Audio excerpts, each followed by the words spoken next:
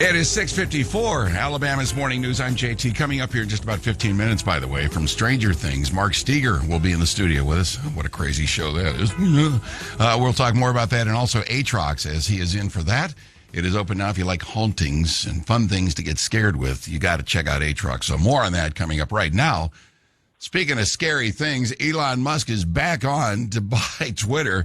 On again, off again. My gosh.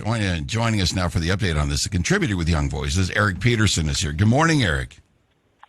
Good morning. Thank you so much for having me. So $44 billion. I mean, this is not child's play. This deal was on, and he was all about it, cleaning up Twitter, and then he found out, so you got a lot more garbage underneath the surface here at Twitter, I see. I wasn't aware of this. You really didn't disclose all that, so he put the brakes on.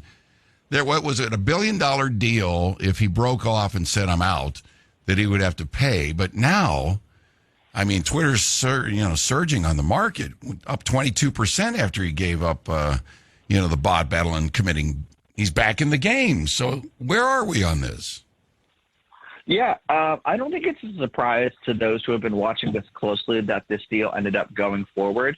If you look at a lot of the reasons that Mr. Musk probably stalled the deal, it was a lot around the same time that Tesla stock started tanking, and there was a big sell-off in the rest of the tech stocks.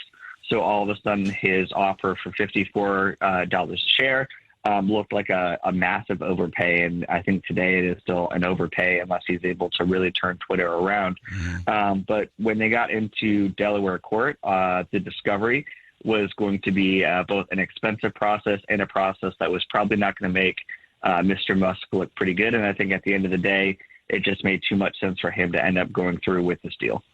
Well, they have talked about this for quite some time. A lot of people were on board with him doing this.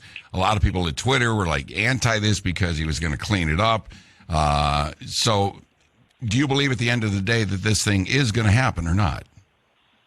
So, yeah, at the end of the day, this thing is going to happen. I think that's reflected in the stock price right now, which is sitting basically at $54.20 a share, which was what Elon will be paying for it. And, the contract he had with Twitter was fairly ironclad there. He waived due diligence when he made the offer.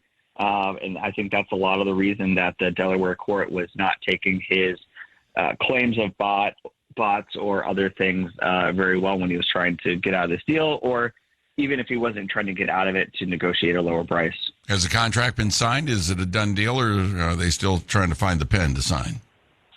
Yeah, I think they still have a few I's to dot and T's to cross. But go.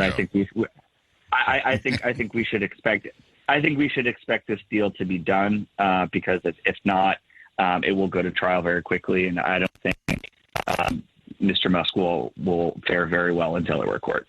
Your thoughts on after the fact, the contract signed, they've shaken hands, and everybody's left the conference room. They're all celebrating with some champagne. What do you anticipate the biggest changes will be with Twitter?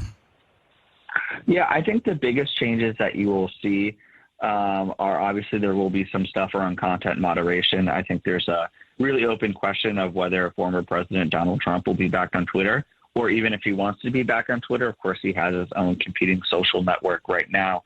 One of the things that Twitter is going to have to figure out outside of the bot issue is getting more users on that platform and figuring out a better way to monetize them.